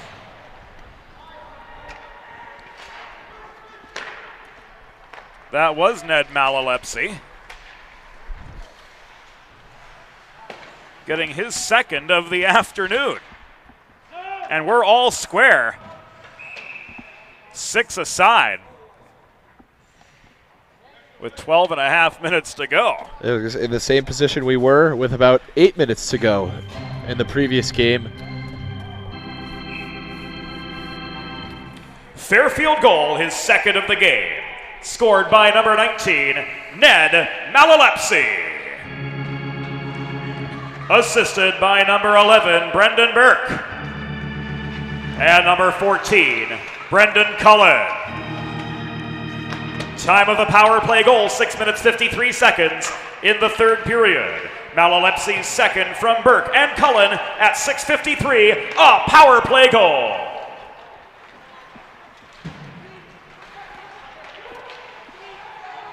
Tenacity and determination have characterized this Fairfield effort ever since the first intermission.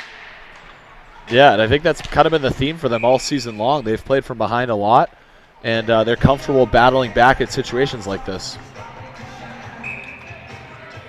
Puck out of play off the stick of Fairfield's Devin Kelly will lead to a center ice faceoff with 11:54 to go in regulation of this 6-6 hockey game.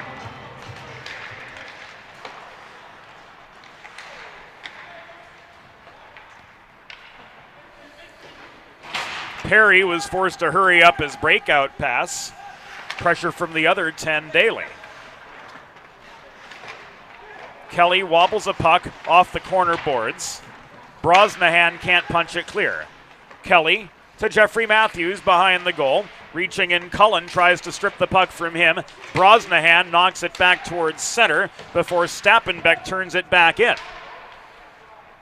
Brosnahan driving up the left wing wall. Regains attacking position.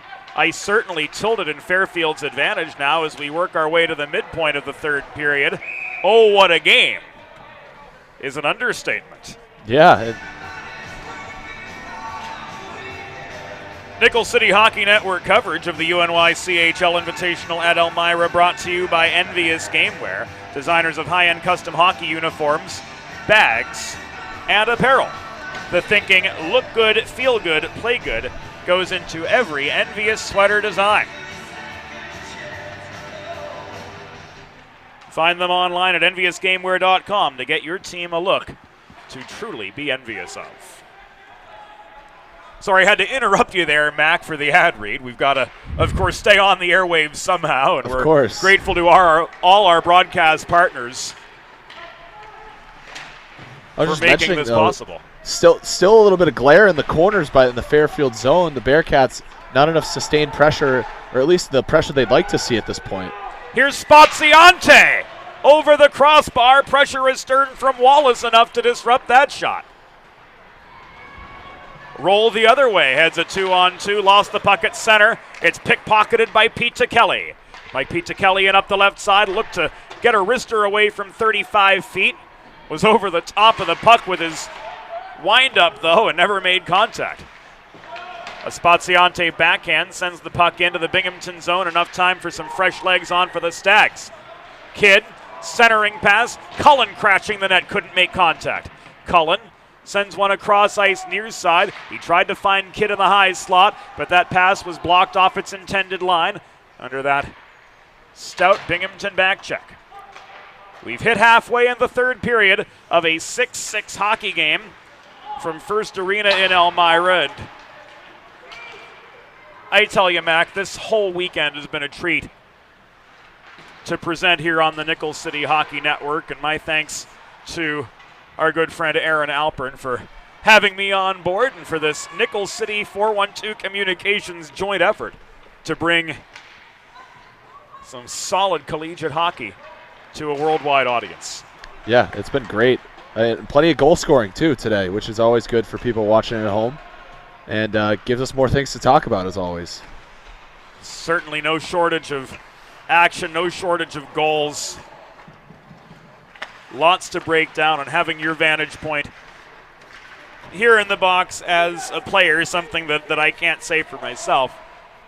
I think has really brought a new added dimension to the coverage this weekend.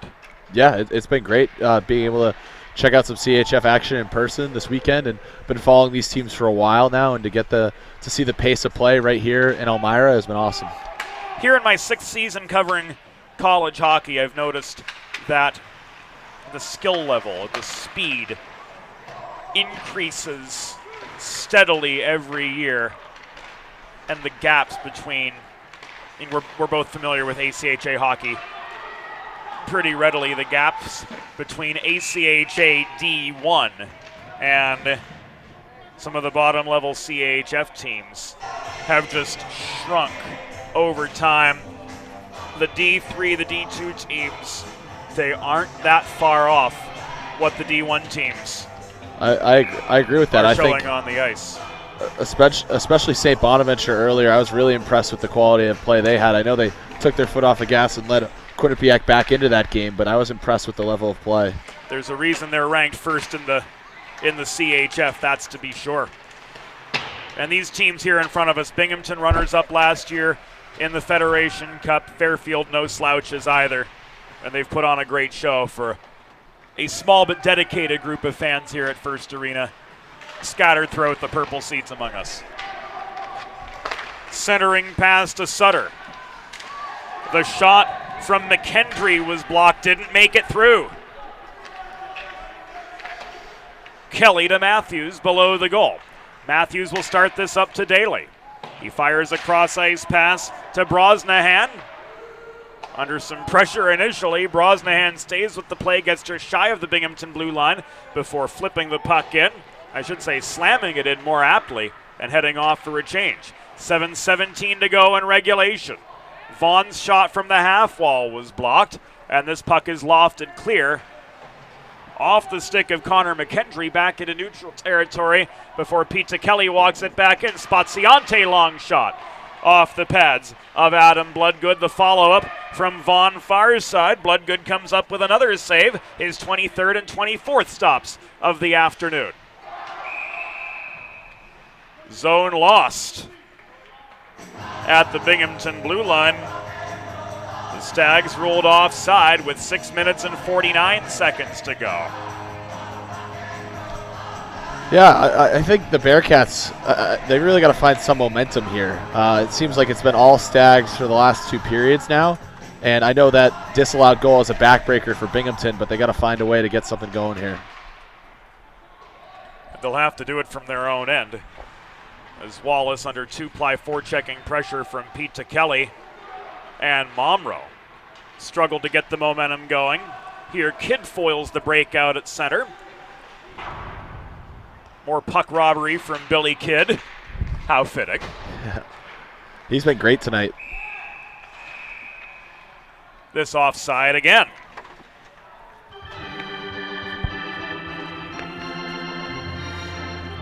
Looking ahead here, it looks like, long weekend, late into Sunday afternoon. Both teams who are in their third game heading into a break here.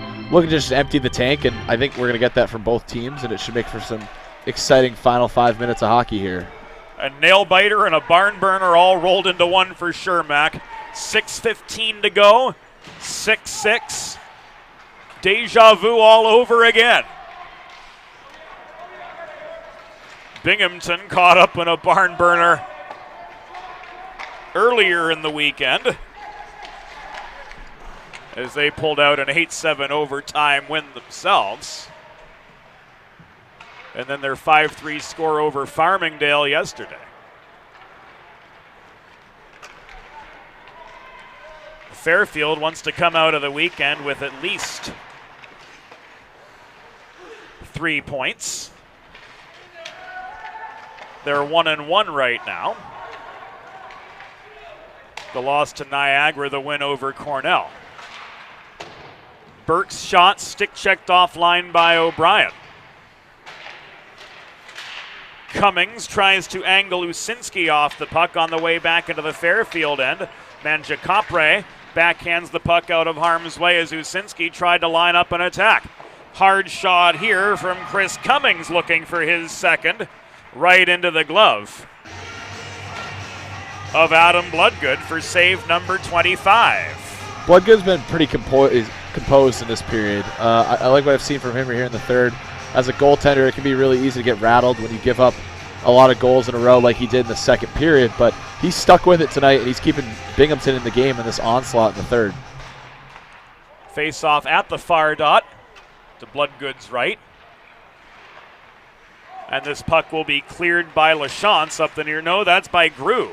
Looked like LaChance at first. I thought we had a 22 on the sleeve, not to be. Again, those green numbers on a black band wreaking havoc for those of us in the caller's box. The good news about Envious Gameware, one of our sponsors, is designer Tim Turner knows the plight of the broadcaster and makes sure that his sweaters are easy to read from anywhere in the arena.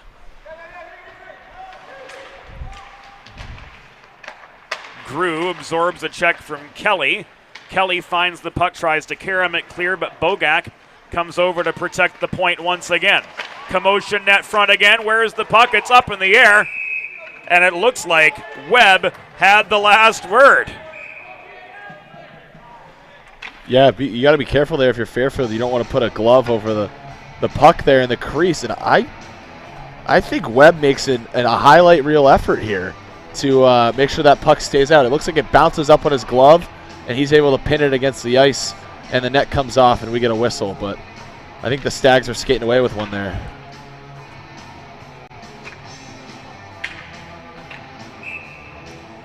Face off to Webb's left, and a goal off the draw. Like I was saying, the Bearcats needed the momentum, and the puck doesn't lie. Couple calls didn't go their way, and now they're back on the board, and they take the lead 7-6. And just like we were earlier, a goal with under 5 minutes to go. Right off the face-off, wasting absolutely no time. Second time tonight that the Bearcats have taken advantage of offensive zone face-offs against the Stags.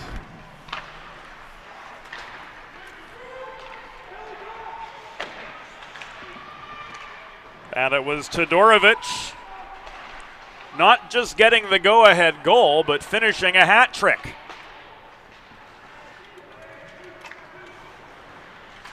After the face-off win from Sutter. And there another.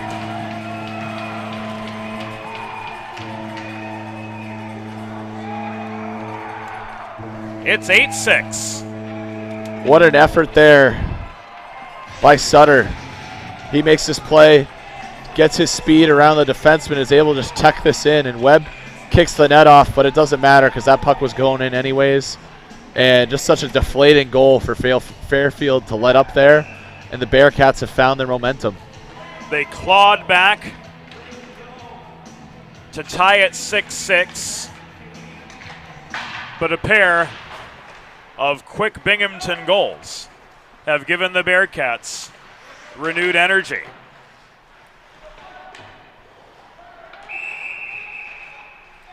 Binghamton University goal. His third of the game, scored by number 5, Jax Todorovich. Assisted by number 81, Hayden Sutter. Time of the goal, 15 minutes 55 seconds in the third period. Todorovich's third from Sutter at 15:55. Binghamton's 8th goal, scored by number 81, Hayden Sutter. An unassisted goal at 16:21 in the third period. Sutter unassisted at 16:21.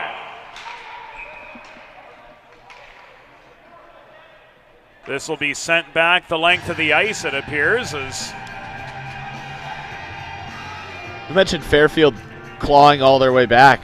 It can be so deflating. You climb that mountain, and you know that you need to tie it up just to let up a goal a couple minutes later. And you could tell by the body language of the Fairfield guys that that second Bearcat goal here in the third was huge.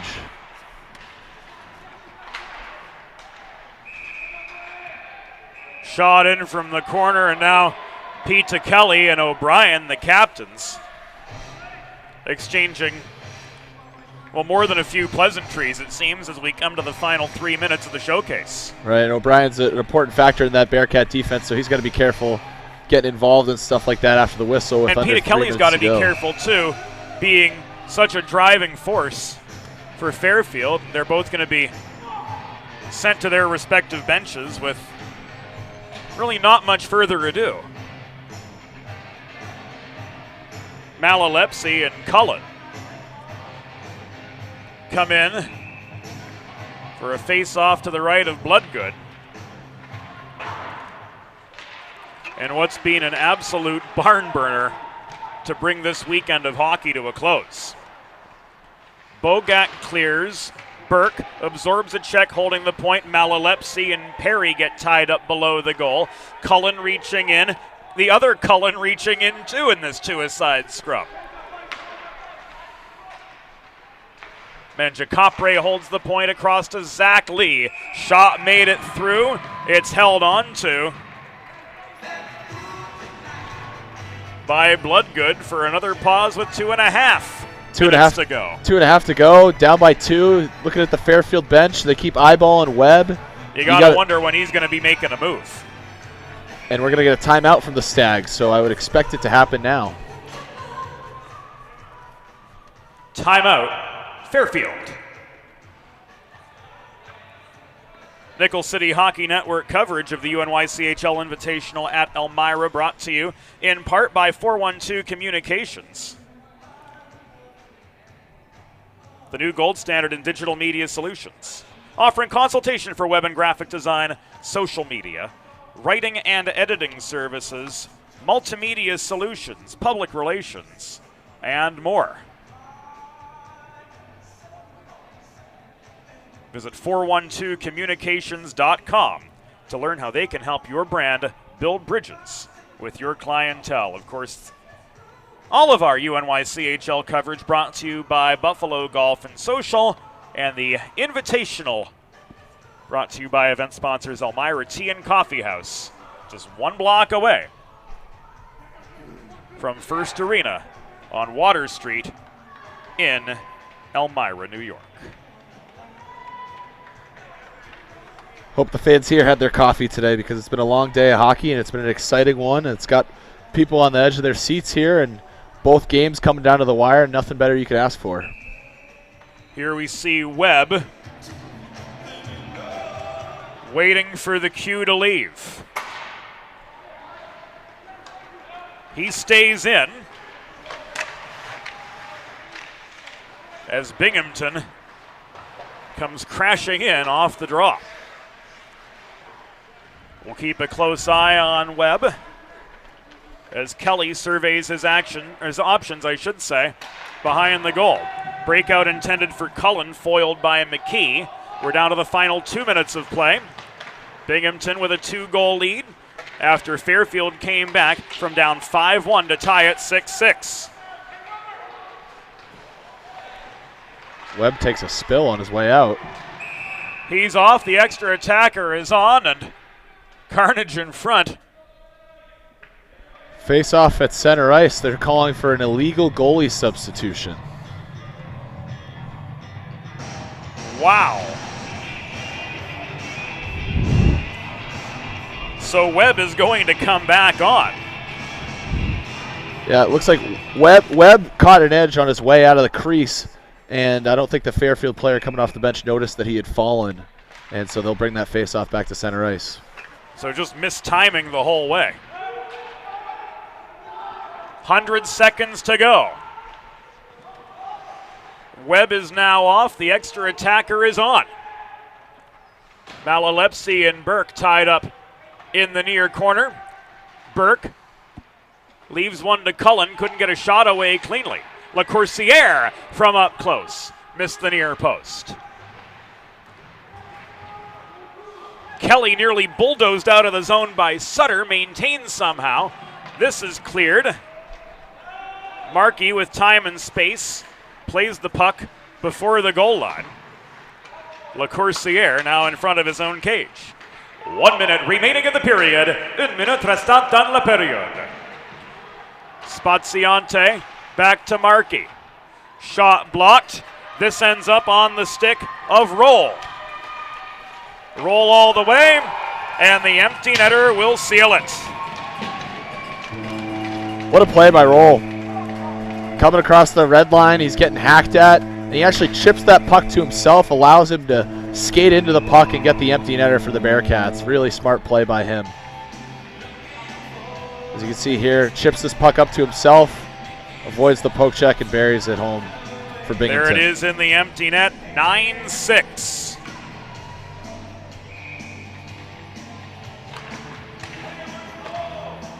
That coming at 19-16.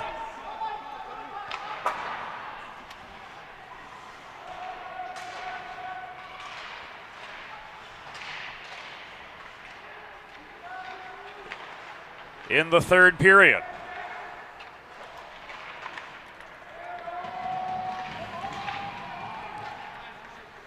Binghamton goal. Scored by number 44, Owen Roll. Time of the unassisted empty net goal, 19 minutes, 16 seconds of the third period. Roll, unassisted, an empty netter at 19-16. The final seconds tick away, and that will do it.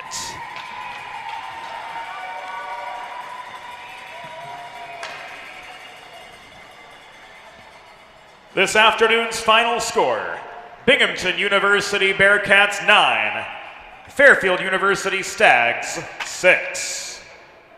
Don't go anywhere. We'll be right back with today's 3 stars of the game.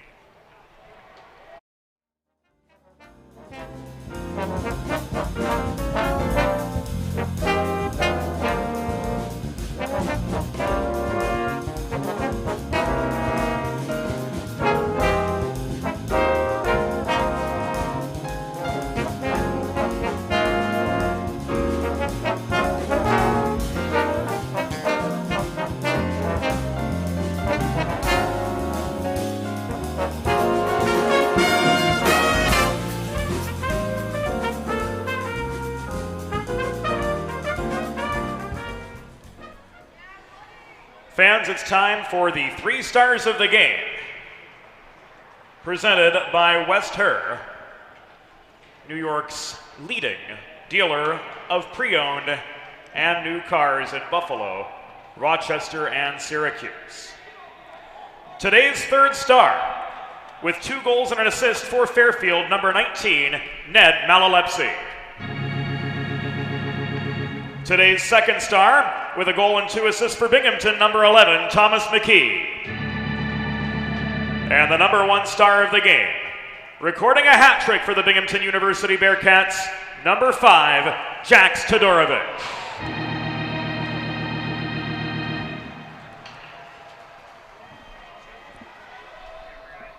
And that brings us to the conclusion of our coverage of the UNYCHL Invitational at Elmira. Mac, a lot of fun today. Thanks for it was a good one. joining us. Glad I was able to make the trip down and catch the Sunday games. Sounds like it was a great weekend as a whole, but you couldn't ask for 2 better games today. Highly scoring, down to the wire. Great finishes. Really was. Our thanks to the entire crew here at First Arena, Rick, Lewis, Ian, everybody behind the scenes for a job well done, and all their hospitality, and especially to all of you joining us from wherever you may be. One last time, the final score, Binghamton University 9, Fairfield University 6. For Mackenzie Murphy, James Witherite signing off. Thank you all for your company all weekend long, and we'll see you again soon on the Nickel City Hockey Network, presented by Buffalo Golf and Social. Good night from Elmira.